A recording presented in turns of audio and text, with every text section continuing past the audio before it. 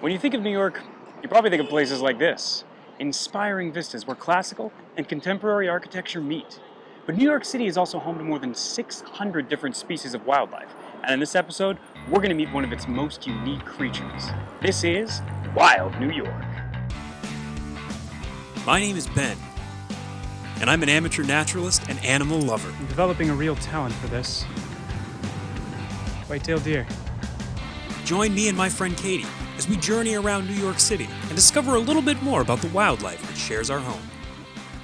Prospect Park is an incredible green space right in the heart of Brooklyn.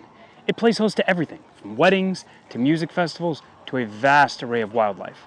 It's also home to one of New York City's most unique residents, the White Squirrel of Brooklyn. Deep in the heart of Brooklyn's forest lives a ghost. Not an actual ghost. Well, okay, probably an actual ghost too, but today, we're in search of another kind of apparition. A squirrel, white from nose to tail. How does an eastern gray squirrel turn white? How does it survive? And is it some kind of monster? We'll answer these questions and more today. Now, if you've already seen our episode on the eastern gray squirrel, you know they can be black, red, and of course gray. And if you haven't seen our episode on the eastern gray squirrel, go ahead and click the link. Now, what is it that could make a squirrel turn completely white without it also being albino? The answer, as per usual, is in the genes. Prolific breeders, eastern gray squirrels enjoy healthy populations in New York and across the United States. With so much propagation, there's ample chance for genetic mutation, like the melanistic eastern gray squirrel.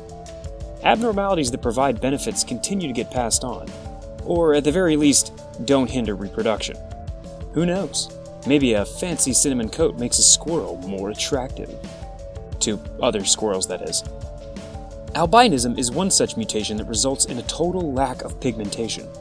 In addition to a white coat, albino squirrels sport blood-red eyes and pale skin. But the white squirrel of Brooklyn doesn't exhibit these secondary characteristics. Its white coat comes from a mutation called leucism. Instead of a total lack of pigment, leucistic animals may exhibit white patches, like this squirrel's tail tip. Or it may pervade the entire body, like on our tiny ghost. Now that we know a little bit more about what we're looking for, let's go see if we can spot the white squirrel in the wild. Prospect Park is one of the many places in New York that can look truly wild, and it's a sanctuary for wildlife. Like this eastern chipmunk, this migrating Tennessee warbler, and this northern cardinal. But they're not what I'm after today. I've got my eyes on one target. Okay, don't look now. She's right behind us here. There she goes, making her way off through the trees. Wow. Absolutely incredible.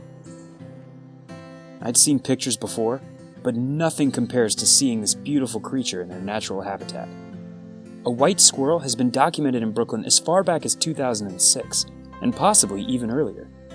Eastern gray squirrels only live about 12 years, meaning the carriers of this recessive gene are surviving long enough to pass on the trait. It's not just predators. These critters have to survive their human neighbors too. But with a little help from us, beautiful wildlife like this can continue to carve out a place in our parks. In the face of overwhelming problems like climate change, habitat loss, and mass extinction, it's easy to feel hopeless. But if you want to help your local wildlife, just follow these 3 simple steps.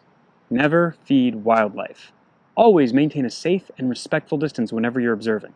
And whenever you visit your parks and green spaces, make sure to pack out whatever you pack in. If you can follow these 3 easy steps, you'll be leaving behind a greener world and making sure the Big Apple stays a wild New York.